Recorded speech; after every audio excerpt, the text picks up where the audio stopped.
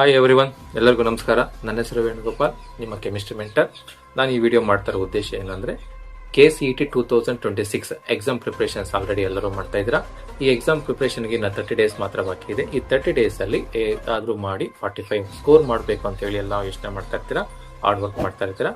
ಅದಕ್ಕೆ ನಮ್ಮ ಕೈಡ್ ಆಗೋಂಥ ಒಂದು ಟಿಪ್ಸ್, ಒಂದು ಶಾರ್ಟ್ ಟಿಕ್ಸ್ ಆಗಿರ್ಬೋದು, ಒಂದು ಟೈಮ್ ಮ್ಯಾನೇಜ್ಮೆಂಟ್ಸ್ ಆಗಿರ್ಬೋದು, ಈ ವಿಡಿಯೋದಲ್ಲಿ ನಾನು ನಿಮಗೆ ಎಲ್ಲ ರೀತಿ ಡಿಸ್ಕಷನ್ ಮಾಡಬೇಕಂತ ನಾನು ಡಿಸೈಡ್ ಮಾಡಿದ್ದೀನಿ.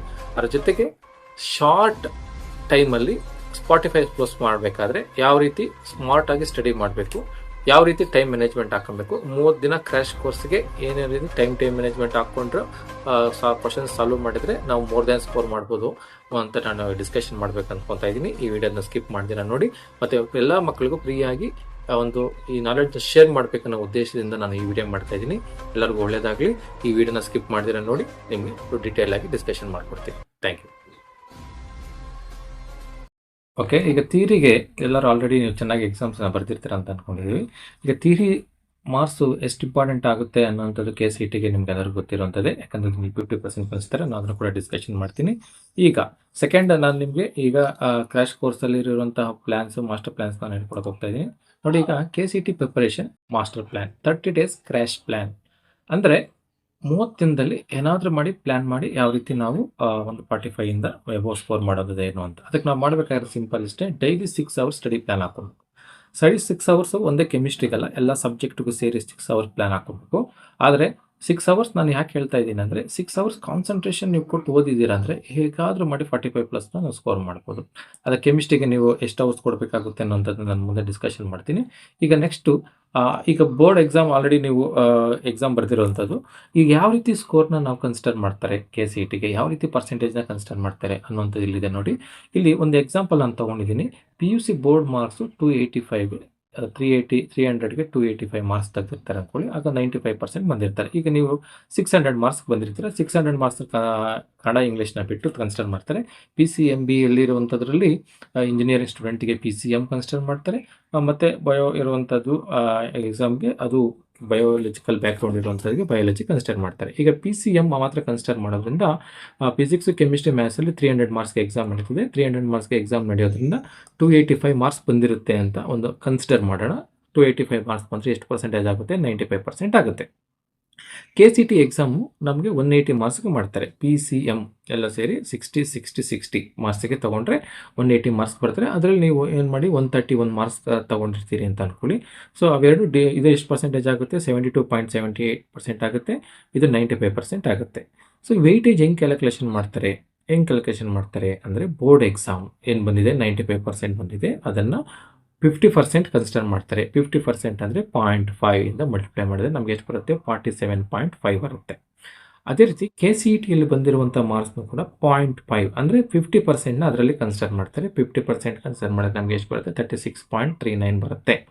ಅವಾಗ ಟೋಟಲ್ ಈ ಬೋರ್ಡ್ದು ಮತ್ತು KCETದು ಎರಡು ಆಡ್ ಮಾಡಿದಾಗ 47.5 ಮತ್ತು 36.39 ಆಡ್ ಮಾಡಿದಾಗ 83.89 ಫೈನಲ್ ಸ್ಕೋರ್ ಆಗುತ್ತೆ. ಇದು ನಿಮ್ಮ ಪರ್ಸೆಂಟೇಜ್ ಆಗುತ್ತೆ CETಯಲ್ಲಿ. ಇದರ ಮೇಲೆ ರ್ಯಾಂಕಿಂಗ್ ಬರ್ಕೊಂಡು ಹೋಗ್ತಾ ಇರ್ತಾರೆ. ಸೊ ಈಗ ಹಾಗಾದಾಗ ನೀವು ಬೋರ್ಡ್ ಎಕ್ಸಾಮ್ ಮಾರ್ಕ್ಸ್ ಎಷ್ಟಿದೆ, ಅದೇ ರೀತಿ ಇಲ್ಲಿ KCET ಮಾರ್ಕ್ಸ್ ಎಷ್ಟಿದೆ ಅನ್ನೋಂಥದ್ದನ್ನು ನೋಡಿಕೊಂಡ್ರೆ ನೀವು ಈಸಿಯಾಗಿ ನೀವೇನು ಮಾಡ್ಬೋದು? ವೆಯ್ಟೇಜ್ ಕ್ಯಾಲ್ಕುಲೇಷನ್ ಮಾಡಿಕೊಂಡು ನಮಗೆ ಪರ್ಸೆಂಟೇಜು CETಯಲ್ಲಿ ಎಷ್ಟು ಬರುತ್ತೆ ಅನ್ನೋಂಥದ್ದನ್ನ ನೀವು ಕ್ಯಾಲ್ಕುಲೇಟ್ ಮಾಡ್ಕೋಬೇಕು. ಇದು ನಿಮಗೆ ಬೇಸಿಕ್ಸ್ ಗೊತ್ತಿರಬೇಕು. ಯಾಕೆ ಗೊತ್ತಿರಬೇಕು ಅಂದರೆ, ಎಷ್ಟೋ ಜನ ಸ್ಟೂಡೆಂಟ್ಸು ಬೋರ್ಡ್ ಎಕ್ಸಾಮು KCETಗೆ ಏನು ಕನ್ಸಿಡರ್ ಮಾಡ್ತಾರೋ ಮಾಡಲು ಅನ್ನೋ ಕನ್ಫ್ಯೂಷನಲ್ಲಿ ಇರ್ತಾರೆ. 100% ಕನ್ಸಿಡರ್ ಮಾಡ್ತಾರೆ. 50% ಬೋರ್ಡ್ ಎಕ್ಸಾಮಲ್ಲಿ ತೊಗೊತಾರೆ. KCETಯಲ್ಲಿ 50% ತೊಗೊತಾರೆ. ಅದಕ್ಕೆ ಒಂದೊಂದು ಮಾರ್ಕ್ಸ್ ಕೂಡ ಇಂಪಾರ್ಟೆಂಟ್ ಆಗುತ್ತೆ. ಆ ಒಂದು ಮಾರ್ಕ್ಸು ಈಗ ಪ್ರಾಕ್ಟಿಕಲ್ಸಲ್ಲಿ 30 ಮಾರ್ಕ್ಸ್ ಆಗಿರ್ಬೋದು, ಎಲ್ಲ ಮಾರ್ಕ್ಸ್ ಕೂಡ ಇಂಪಾರ್ಟೆಂಟ್ ಆಗಿರ್ತದೆ. ಬೋರ್ಡ್ ಎಕ್ಸಾಮ್ಗೆ ಕಾನ್ಸಂಟ್ರೇಟ್ ಮಾಡೋರಿಗೆ ಈ KCETದು ಒಳ್ಳೆ ರ್ಯಾಂಕ್ನ ತೊಗೊಳ್ಳೋವಂಥದ್ದು ಆಗುತ್ತೆ. ಇದು ಅರ್ಥ ಆಗಿದೆ ಅಂತ ಅಂದ್ಕೊಂಡಿದೆ. ಈಗ 30 ಡೇಸಲ್ಲಿ ಕ್ರ್ಯಾಶ್ ಕೋರ್ಸ್ನ ಪ್ಲ್ಯಾನ್ ಮಾಡಬೇಕಾದ್ರೆ ಯಾವ ರೀತಿ ನಾವು ಪ್ಲ್ಯಾನ್ ಮಾಡಬೇಕು, ಅದರಲ್ಲಿ ಏನೇನು ನಾವು ಓದಬೇಕು, ಯಾವ ರೀತಿ ಅದನ್ನು ನಾವು ಅಟೆಂಡ್ ಮಾಡಬೇಕು ಅಂದರೆ, first based on NCERT syllabus. ನಾನು ಸಿಲೆಬಸ್ನ ನಿಮಗೆ ತೋರಿಸ್ತೀನಿ ಈಗ ನೆಕ್ಸ್ಟ್ ಸ್ಲೈಡಲ್ಲಿ. KE ಅವರು ಒಂದು ಸಿಲೆಬಸ್ ಬಿಟ್ಟಿದ್ದಾನೆ. ಅದರಲ್ಲಿ ಬೇಸ್ಡ್ ಆನ್ NCERT ಸಿಲೆಬಸ್, ನಮ್ಗೆ NCERTಸಲ್ಲಿ ಕೆಲವೊಂದು ಚಾಪ್ಟರ್ಸ್ನ ಡಿಲೀಟ್ ಮಾಡಿಕೊಟ್ಟಿದ್ದಾರೆ. ಅದರಿಂದ NCERT ಸಿಲೆಬಸ್ನ ಮಾತ್ರ ನಾವು ತೊಗೊಬೇಕು. ಕ್ಲಾಸ್ 11 ಮತ್ತು ಕ್ಲಾಸ್ 12. ಕ್ಲಾಸ್ 11, ಕ್ಲಾಸ್ 12ಅಲ್ಲಿರುವಂಥ ಎರಡೂ ಸಿಲೆಬಸ್ನ ನಾವು ಓದಲೇಬೇಕಾಗುತ್ತೆ. ಎರಡೂ ಚಾಪ್ಟರ್ಸ್, ಎರಡೂ ಕ್ಲಾಸಸ್ಸಲ್ಲಿರುವಂಥ ಕ್ವಶನ್ಸು ನಮಗೆ ಎಕ್ಸಾಮ್ಗೆ ಬರುತ್ತೆ. ಅದರಿಂದ ಕ್ಲಾಸ್ 11ಗೂ ಇಂಪಾರ್ಟೆನ್ಸ್ ಕೊಡಬೇಕು, ಕ್ಲಾಸ್ 12ಗೂ ಇಂಪಾರ್ಟೆನ್ಸ್ ಕೊಡಬೇಕು. ಈ ಇಷ್ಟು ಚಾಪ್ಟರ್ಸ್ ಇದೆ ಕ್ಲಾಸ್ 11 ಆಗಿರ್ಬೋದು, ಕ್ಲಾಸ್ 12 ಆಗಿರ್ಬೋದು, ಎಷ್ಟು ಚಾಪ್ಟರ್ಸ್ ಇದೆ ಅಷ್ಟು ಚಾಪ್ಟರ್ಸ್ನ ನಾವು ಒಂದು ಕಡೆಯಿಂದ ಓದ್ಕೊಂಡ್ರೆ ಟೈಮ್ ಮ್ಯಾನೇಜ್ಮೆಂಟ್ ಮಾಡೋದು ಹೇಗೆ ಅನ್ನೋದು ಕಷ್ಟ ಆಗುತ್ತೆ. ಅದಕ್ಕೆ ಈ 30 ಡೇಸ್ ಆಗಿರೋದ್ರಿಂದ ನಾವು ಏನು ಮಾಡಬೇಕಂದ್ರೆ focus on I scoring chapters. ಅಂದರೆ ನಾವು ಐ ಸ್ಕೋರಿಂಗ್ ಚಾಪ್ಟರ್ಸ್ನ ನಾವೇನು ಮಾಡಬೇಕಾಗುತ್ತೆ, ಫೋಕಸ್ ಮಾಡಬೇಕಾಗುತ್ತೆ. ಆ ಐ ಸ್ಕೋರಿಂಗ್ ಚಾಪ್ಟರ್ಸ್ನ ನಾವೇನು ಮಾಡಬೇಕು, ಫಸ್ಟ್ ಕಾನ್ಸಂಟ್ರೇಷನ್ ಮಾಡಿ ಅದರಲ್ಲಿರುವಂಥ ಕ್ವಶನ್ಸ್ನ ನಾವು ಸಾಲ್ವ್ ಮಾಡಿ, ಅದರಲ್ಲಿರುವಂಥ ಒಂದು ಪ್ರೀವಿಯಸ್ ಇಯರ್ ಕ್ವಶನ್ಸ್ ಆಗಿರ್ಬೋದು, ಅದರಲ್ಲಿ ಬರುವಂತಹ ಒಂದು ಕಾನ್ಸೆಪ್ಷುಯಲ್ ಕ್ವಶನ್ಸ್ ಆಗಿರ್ಬೋದು, ಆ ಕ್ವಶನ್ಸ್ನ ನಾವು ಸಾಲ್ವ್ ಮಾಡಿದ್ರೆ ನಮಗೆ ಒಂದು ಕಾನ್ಫಿಡೆನ್ಸ್ ಅಂತ ಬರುತ್ತೆ. ಆ ಕಾನ್ಫಿಡೆನ್ಸ್ ಬಂದಾಗ ನಾವೇನು ಮಾಡ್ಬೋದು, ಮುಂದೆ ಹೋಗ್ಬೋದು. ಹೇಗೆ ಅದರ ಈ ಚಾಪ್ಟರ್ಸ್ನ ನಾವು ಐ ಸ್ಕೋರಿಂಗ್ ಚಾಪ್ಟರ್ಸ್ನ ಸ್ಕೋರ್ ಮಾಡಿದಾದ್ಮೇಲೆ ಸ್ಪೀಡ್ ಇನ್ಕ್ರೀಸ್ ಆಗುತ್ತೆ ನಮಗೆ. ಯಾಕೆ ಸ್ಪೀಡ್ ಇನ್ಕ್ರೀಸ್ ಆಗುತ್ತೆ ಅಂದರೆ ಒಂದು ಕಾನ್ಫಿಡೆನ್ಸ್ ಬಂದಿರುತ್ತೆ. ಈ ಕಾನ್ಫಿಡೆನ್ಸ್ ಬಂದಿರೋದ್ರಿಂದ ನಾವು next chapters, easy chapters, medium weighted ಚಾಪ್ಟರ್ಸ್ನ ನಾವೇನು ಮಾಡ್ಬೋದು ಅಂದರೆ ಕ್ವಶನ್ಸ್ನ ಬೇಗ ಬೇಗ ಸಾಲ್ವ್ ಮಾಡ್ಬೋದು.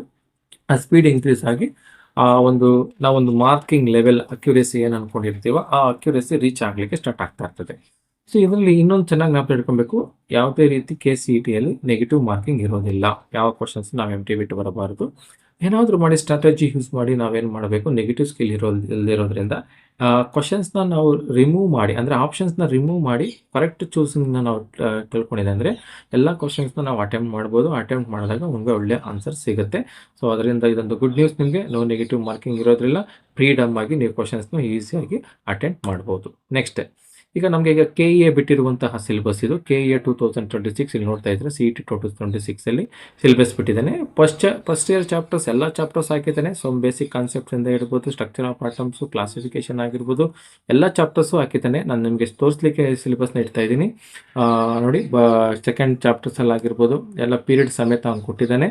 ಸೊಲ್ಯೂಷನ್ಸು, ಕ್ಲಾಸ್ ಸೆಕೆಂಡಲ್ಲಿ ಬರುವಂಥದ್ದು electrochemistry, chemical kinetics, DNF, coordination, compounds, organic chapters, ಎಲ್ಲ ಚಾಪ್ಟರ್ಸ್ನ ಇದರಲ್ಲಿ ಹಾಕಿದ್ದಾನೆ.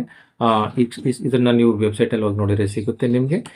ಇದನ್ನು ನಾನು ಕೊಟ್ಟಿರೋ ಜೊತೆಗೆ ಈಗ ನಾನು ಈ ಸಿಲೆಬಸ್ನೆಲ್ಲ ಏನು ಮಾಡಿದ್ದೀನಿ ಅಂದರೆ ಯಾವುದು ಐ ಸ್ಕೋರಿಂಗ್ ಚಾಪ್ಟರ್ಸು ಹೆಂಗೆ ಇದನ್ನು ನಾವು ಡಿಸೈಡ್ ಮಾಡೋದು. ಆಲ್ರೆಡಿ ನಮಗೆ ಒಂದು ಬ್ಲೂ ಪ್ರಿಂಟ್ ವೇಟೇಜ್ ಮಾರ್ಕ್ಸ್ ಬಿಟ್ಟಿರ್ತಾನೆ. ವೇಟೇಜ್ ಮಾರ್ಕ್ಸಲ್ಲಿ ನಮಗೆ ಯಾವುದು ಐ ಸ್ಕೋರಿಂಗ್ ಚಾಪ್ಟರ್ಸು, ಯಾವುದು ಚಾಪ್ಟ್ರಲ್ಲಿ ಕ್ವಶನ್ಸ್ ಜಾಸ್ತಿ ಬಂದಿದೆ ಅನ್ನೋಂಥದ್ದು ನಾನು ನೋಡ್ಕೊಬೇಕಾಗುತ್ತೆ. ಅದರ ಪ್ರಕಾರ ನಾನು ಕೆಲವೊಂದು ಚಾಪ್ಟರ್ಸ್ನ ಲೆವೆಲ್ 1, ಲೆವೆಲ್ 2, ಲೆವೆಲ್ 3 ಅನ್ನೋಂಥದ್ದನ್ನ ನಾವು ಡಿವೈಡ್ ಮಾಡಿಕೊಂಡ್ರೆ ಈಸಿಯಾಗಿ ನಾವು ಸ್ಕೋರ್ ಮಾಡಲಿಕ್ಕೆ ಹೆಲ್ಪ್ಫುಲ್ ಆಗಿರ್ತದೆ ಅಂತ.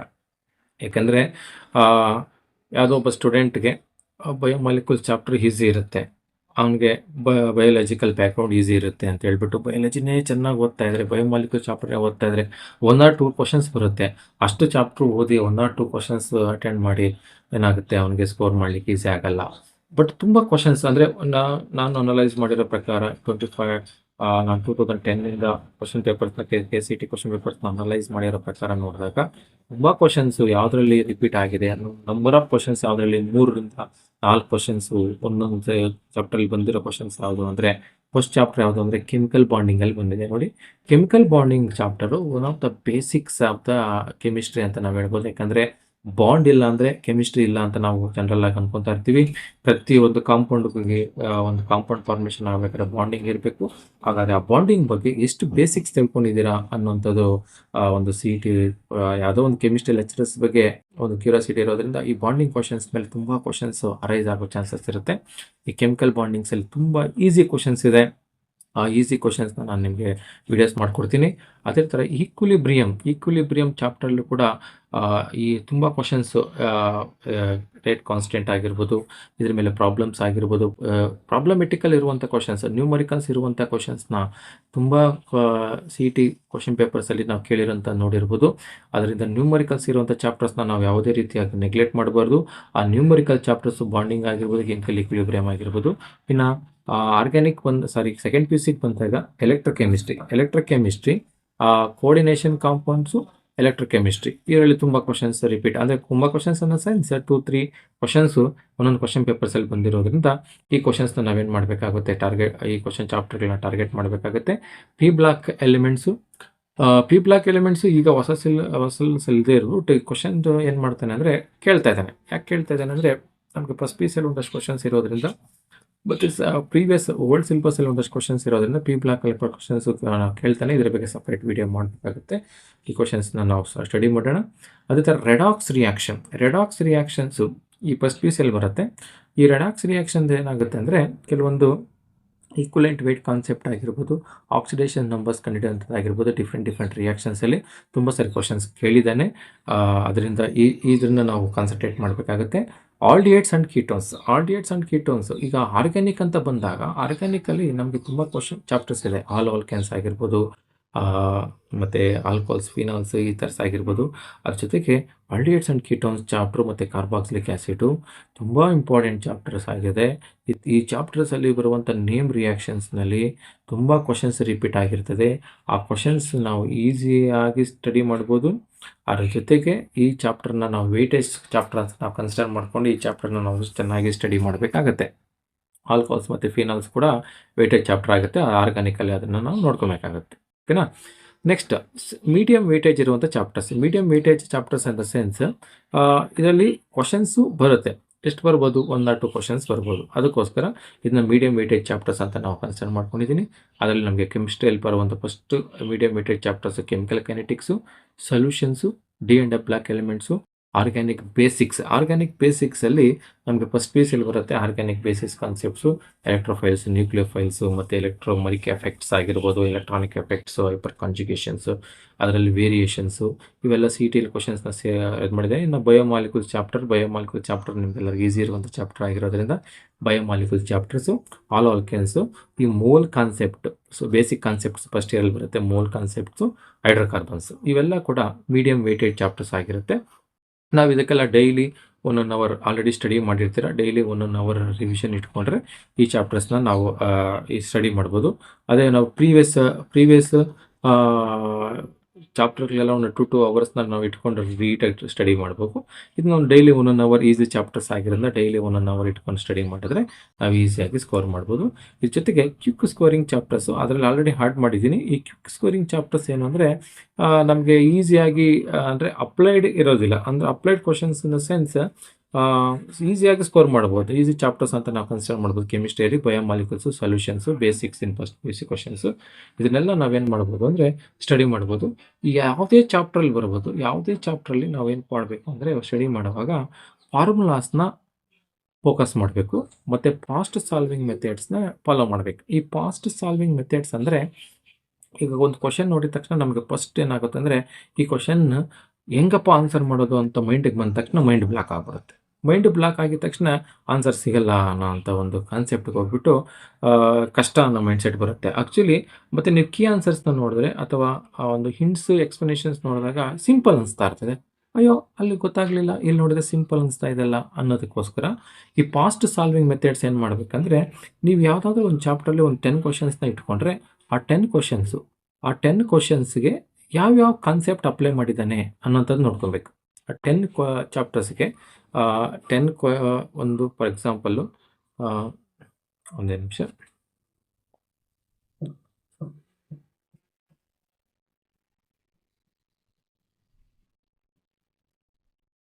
ಒಂದು 10 ಕ್ವಶನ್ಸ್ನ ನೀವು ಚೂಸ್ ಮಾಡ್ಕೊತೀರಾ.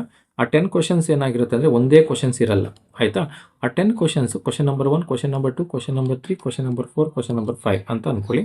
ಈ ಕ್ವಶನ್ ನಂಬರ್ 1ನಲ್ಲಿ ಯಾವ ಕಾನ್ಸೆಪ್ಟ್ ಅಪ್ಲೈ ಮಾಡಿದ್ದಾನೆ, ಕ್ವಶನ್ ನಂಬರ್ 2ಅಲ್ಲಿ ಯಾವ ಕಾನ್ಸೆಪ್ಟ್ ಅಪ್ಲೈ ಮಾಡಿದ್ದಾನೆ, ಕ್ವಶನ್ ನಂಬರ್ 3ಅಲ್ಲಿ ಯಾವ ಕ್ವಶನ್, 4ಅಲ್ಲಿ ಯಾವ ಕಾನ್ಸೆಪ್ಟು, 5ಅಲ್ಲಿ ಯಾವ ಕಾನ್ಸೆಪ್ಟ್. ಈ ಕಾನ್ಸೆಪ್ಟ್ಸ್ನೆಲ್ಲ ನೀವೇನು ಮಾಡ್ತೀರಾ ಅಂದರೆ ನೋಟ್ ಮಾಡ್ಕೊಂಡು ಬರ್ತೀರಾ. ಕಾನ್ಸೆಪ್ಟ್ ಓಕೆ, ಇದರಲ್ಲಿ ಯಾವ ಕಾನ್ಸೆಪ್ಟು, ಇದರಲ್ಲಿ ಯಾವ ಕಾನ್ಸೆಪ್ಟು, ಇದರಲ್ಲಿ ಯಾವ ಕಾನ್ಸೆಪ್ಟು, ಇದರಲ್ಲಿ ಯಾವ ಕಾನ್ಸೆಪ್ಟು, ಇದರಲ್ಲಿ ಯಾವ ಕಾನ್ಸೆಪ್ಟು. ಈ ಕಾನ್ಸೆಪ್ಟ್ಸ್ನೆಲ್ಲ ನೀವೇನು ಮಾಡಬೇಕಂದ್ರೆ ನೋಟ್ ಮಾಡ್ಕೊಬೇಕು. ಇದು ಇಂಪಾರ್ಟೆಂಟು. ಈ ನೋಟ್ ಮಾಡ್ಕೊಂಡಾಗ ಮಲ್ಟಿಪಲ್ ಕಾನ್ಸೆಪ್ಟ್ಸ್ ಎಲ್ಲ ನಿಮ್ಮ ಮೈಂಡಿಗೆ ಹೋದರೆ, ಮಲ್ಟಿಪಲ್ ಕಾನ್ಸೆಪ್ಟ್ ನಿಮ್ಮ ಮೈಂಡಿಗೆ ಹೋಯ್ತು ಅಂದರೆ ಈ ಕ್ವಶನ್ ನೋಡಿದ ತಕ್ಷಣ ಯಾವುದೇ ಒಂದು ಕ್ವಶನ್ ಡಿಫ್ರೆಂಟ್ ಕ್ವಶನ್ ನೋಡಿದ ತಕ್ಷಣ ಈ ಮಲ್ಟಿಪಲ್ ಕಾನ್ಸೆಪ್ಟ್ಸಲ್ಲಿ ಯಾವ ಕಾನ್ಸೆಪ್ಟ್ ಅದಕ್ಕೆ ಚೂಸ್ ಆಗುತ್ತೆ ಅಂತ ನಿಮ್ಮ ಮೈಂಡಿಗೆ ಬಂದುಬಿಡುತ್ತೆ. ಆ ಮೈಂಡಿಗೆ ಬಂದ ತಕ್ಷಣ ಫಾಸ್ಟಾಗಿ ಏನು ಮಾಡುತ್ತೆ ಅಂದರೆ ಇದಕ್ಕೆ ಶೂಟಬಲ್ ಫಾರ್ಮುಲಾ ಯಾವುದು ಅಂತ ನೀವು ಡಿಸೈಡ್ ಮಾಡ್ತೀರಾ. ಆ ಫಾರ್ಮುಲಾನ ಅದಕ್ಕೆ ಚೂಸ್ ಮಾಡಲಿಕ್ಕೆ ನಿಮ್ಮ ಮೈಂಡ್ ಫಾಸ್ಟಾಗಿ ವರ್ಕ್ ಆಗುತ್ತೆ. ಅದಕ್ಕೆ ನಾವೇನು ಮಾಡಬೇಕಂದ್ರೆ ಮಲ್ಟಿಪಲ್ ಕಾನ್ಸೆಪ್ಟ್ಸ್ಗೆ ನಾವೇನು ಮಾಡಬೇಕು, ಮೈಂಡಲ್ಲಿ ಇನ್ಸರ್ಟ್ ಮಾಡ್ಕೊಬೇಕು. ಜನರಲಿ ನಾವು ಸ್ಟಡಿ ಮಾಡುವಾಗ ಒಂದು ಲೈನ್ ಸ್ಟಡಿ ಮಾಡ್ತೀರಾ, ಆ ಲೈನ್ಗೆ ಒಂದೇ ಕಾನ್ಸೆಪ್ಟ್ ಇರುತ್ತೆ.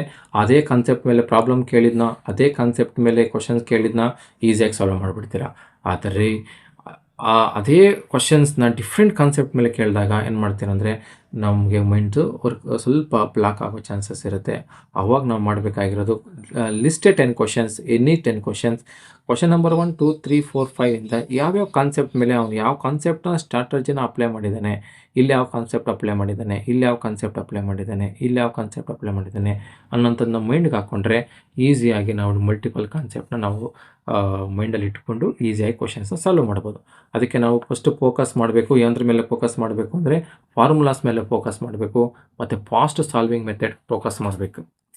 ಫಾಸ್ಟ್ ಸಾಲ್ವಿಂಗ್ ಮೆಥಡ್ಗೆ ಹೋಗಬೇಕಾದ್ರೆ ನಾವು ಅಟ್ಲೀಸ್ಟ್ ಒಂದು 1 ಮಿನಿಟ್, 1.5 ಮಿನಿಟ್ಸಲ್ಲಿ ಒಂದೊಂದು ಕ್ವಶನ್ಸ್ನ ಸಾಲ್ವ್ ಮಾಡಲಿಕ್ಕೆ ರೆಡಿ ಇರಬೇಕಾಗಿರುತ್ತೆ. ಅದಕ್ಕೋಸ್ಕರ ಈ ಮೆಥಡ್ಸ್ನ ನಾವು ಫಾಲೋ ಮಾಡೋಣ. ನೆಕ್ಸ್ಟ್ ಏನು ಅಂದರೆ, ಈ ಕ್ವಶ್ಚರಿಂಗ್ ಚಾಪ್ಟರ್ಸ್ ಆದಮೇಲೆ ನೆಕ್ಸ್ಟ್ ನಮಗೆ ಫೈನಲ್ ರಿವಿಷನ್. ನೋಡಿ, ಈಗ ಡೇ ವೈಸ್ ಹಾಕೊಂಬಂದಿದ್ದೀನಿ ನಾನು. ಡೇ ವೈಸ್ ಹಾಕೊಂಬಂದಾಗ 27 ಡೇ, 28, 29, 30 ಡೇ ಒಂದೊಂದು ದಿನಕ್ಕೆ ಒಂದೊಂದು ಚಾಪ್ಟ್ರು ಫುಲ್ಲು ರಿವಿಷನ್ ಮಾಡಬೇಕು. ಅದರಲ್ಲೂ ಒಂದಿನ ಕೆಮಿಸ್ಟ್ರಿಗೆ ಇಟ್ಕೊಬೇಕು.